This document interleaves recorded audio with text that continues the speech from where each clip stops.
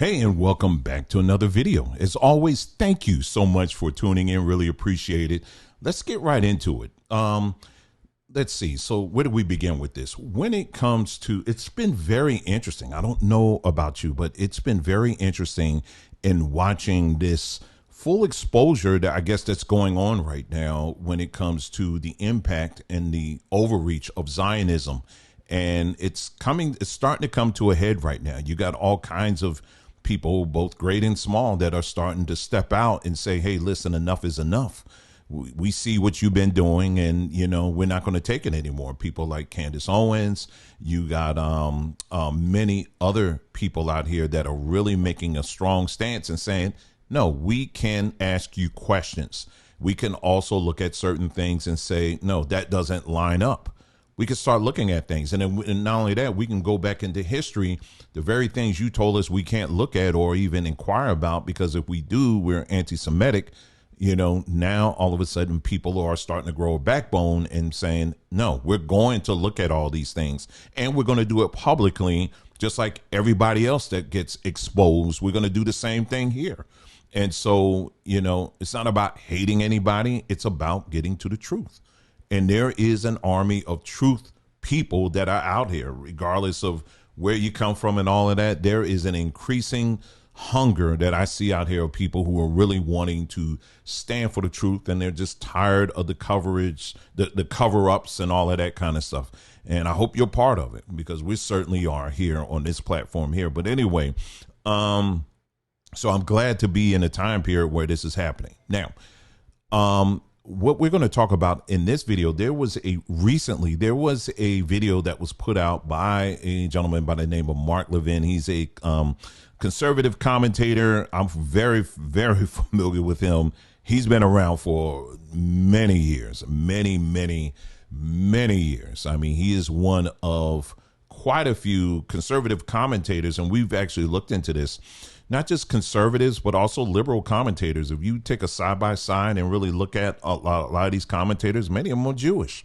It's very interesting. These individuals are in a position where they get to shape the narrative and the talking points of both sides. But if you point that out, you're anti-Semitic. But the truth is the truth. That's just what it is. And so you'll find that, yes, a number of them are some of the leading talking heads. If not them, it's going to be people who are very pro-Zionist. And yeah, we need to start asking questions about that, you know. So anyway, Mark Levin, someone that I definitely don't agree with on a number of things, but he said something recently in this clip that I'm about to show you that has a lot of conservatives, particularly those who are not Zionists or consider themselves Zionists, kind of up in a little tizzy a little bit. Let's play that clip. If you reject Judaism and you reject Christianity and you reject the link of the two, you reject the Bible. If you reject Judaism and Christianity and the brotherhood and the sisterhood of the two, not only are you rejecting our founding, you're rejecting our country. You're pushing some other agenda, whatever that agenda may be. All right. So the question is now, so let's just kind of look at what he's saying here. So he's saying that there is a connection between Judaism and Christianity. And if you deny that connection, basically you have no Bible. So let's full stop there for a second. Now, many of you will hear that and be like, oh, what are you talking about? I mean, no, that is not true at all. OK, well, let's listen to it. What if I was to tell you that he's not wrong? Because if he's definitely not wrong with that. Let's take a look at that. Okay, so when you look at the Bible itself, the foundation of the Bible is what? The Torah. Okay, what is called the Torah. And the Torah has been around for a very, very, very long time. The Torah goes all the way back to like Babylon. I mean, it goes way back. Okay, so the Torah has been around for numbers of years. In fact, it was before Christianity. Christianity did not come on the scene until we get into the latter parts of BCE. They're like, right as when Jesus supposedly have made himself known on the earth, and then after he death, burial, and resurrection, and then after that, now we're into CE, once we get into that, or AD, that's when you see Christianity begin to come up, right? But the Torah itself has been around way before that. In fact, Jesus himself, according to the Bible, said he didn't come to destroy the law, he came to fulfill it, right? And so I would basically tell you this, is that you would have no New Testament if it wasn't for the Torah, okay? In fact, you would not have the Bible unless it was for the Torah. So that part is true. So, this is something that I don't know what it is with when I listen to or talk to some Christians. They try to take the Jewness out of the Bible. And I don't understand. I don't get that, because when you first look at the historicity of the Bible itself, again, the foundation of it is, in fact, the Torah, the Ten Commandments, all that, book of Leviticus, all of that, right? That is all the Torah. When, in fact, when you look at practitioners of Judaism today, I mean, you can see them, what are they carrying? They are carrying the Torah. That's what they're carrying, right? It wasn't until Christianity came later. Now, when you look at practitioners of Judaism, now they definitely have a bone to pick or two when it comes to the New Testament. But regardless of that, Christians and both Jews both agree that the Torah is, in fact, the foundation. They believe that. OK, we're not going to get into the woods on what is the law, what part of the law we do today or not or whatever. We can firmly establish that the Torah came first. Christianity came later. So that part is true. In fact, let's take this a little bit further here. What I would also say is this, is that the Bible itself, whether if you are one that only abides by the Old Testament, or you just abide by the New Testament, or you're one that abides by all of it, the Bible itself is a pro-Zionist book. You cannot get away from that. You cannot escape that at all.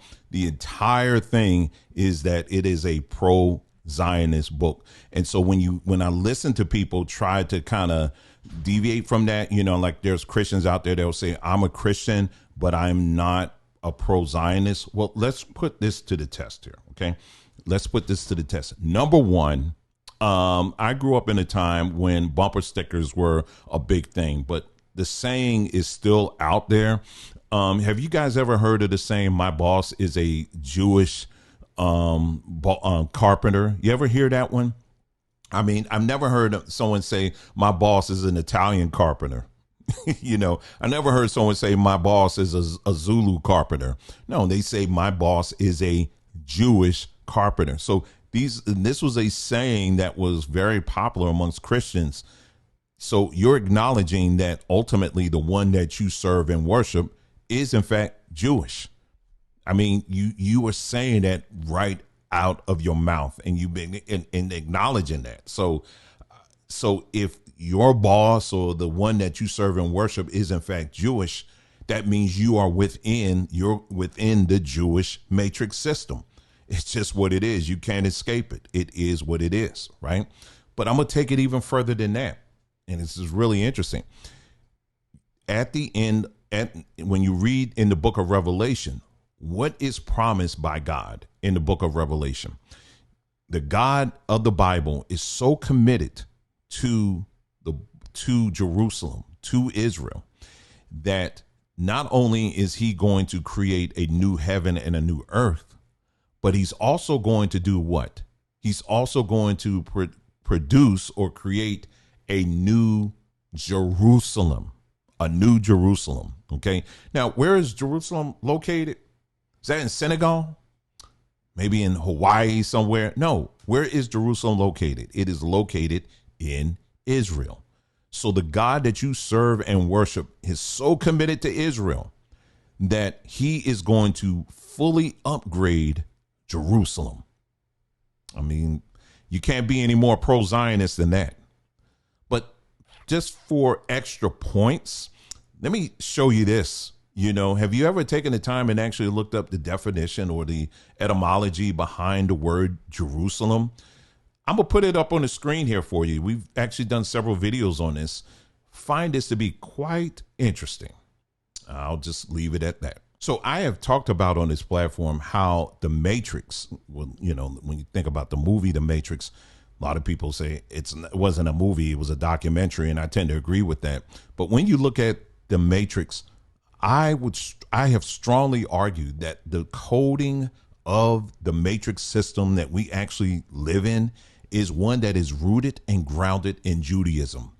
And where I get that from, I mean, everything from the Masonic order to fraternities, sororities, governments, government buildings, the whole nine. I have taken over the years, I've shown you everything, and all of these things have a strong rooting in Judaism mixed with Christianity. It's very, very deep. They're intertwined. So yeah, this matrix system that we're in, it is deeply rooted in Jerusalem. So when someone like Mark Levin says what he says about this country, as far as the link between Judaism, Christianity, and the existence of this country, I mean, again, he's not lying. Look at how many Congress people and senators and elected officials, when they are sworn in, what are they putting their hand on? They're putting their hand on the Bible. But what's baked into the Bible? It's the Torah. Now, another fun fact is this. Did you know that there was another document, or I should say book, that predated the Torah by many years? Well, that book is referred to as the Book of the Dead. Now, I'm going to put on the screen here, too, just showing you some of the many similarities between many of the commandments or spells that were in the Book of the Dead compared to the Ten Commandments. Now, remember, the Ten Commandments came after, by many, many years, from this document, the Book of the Dead, Egyptian Book of the Dead. So you take from that for what you want, but it's quite interesting, very interesting, similar to how interesting it is when we look at the etymology of Jerusalem. And while we're here, I'll just throw in one more for you. Have you ever looked into where we get the name Bible from? Well, I got a clip that I did a while back. Let me show it to you. Welcome to a quick journey through history. Today, we're uncovering the origins of the Bible's name. Now, our story begins in the ancient city of Byblos, now in modern-day Lebanon. Byblos was a bustling trade hub famous for its export of papyrus, a writing material. The Greeks called this city Biblion, and the plural, Biblia, referred to the papyrus scrolls. This is where we get the word Bible, meaning the books. Byblos was also known for his worship of the god El, the chief deity in the Canaanite pantheon. El was considered the creator and the father of gods and humanity. From an ancient city's name to the sacred texts of Christianity and Judaism, the Bible's name has an interesting history, intertwined with trade, culture, and spirituality. So yes, so we are living in a very interesting times right now where people are starting to wake up. They're starting to wake up to the truth, and they're starting to ask questions. And I'm here to tell you that there is absolutely nothing wrong with asking questions. But there's also, when you're asking questions, you better be prepared for the answers. And for many people, it's going to be quite jarring. And for many other people, it's going to be scary and very fearful. But the truth is the truth at the end of the day. And the question is, are you ready to accept that? Anyway, thank you so much for tuning in to this video. Put your comments below. I'll be very anxious and eager to hear what you have to say. You guys take care, and I'll see you again soon.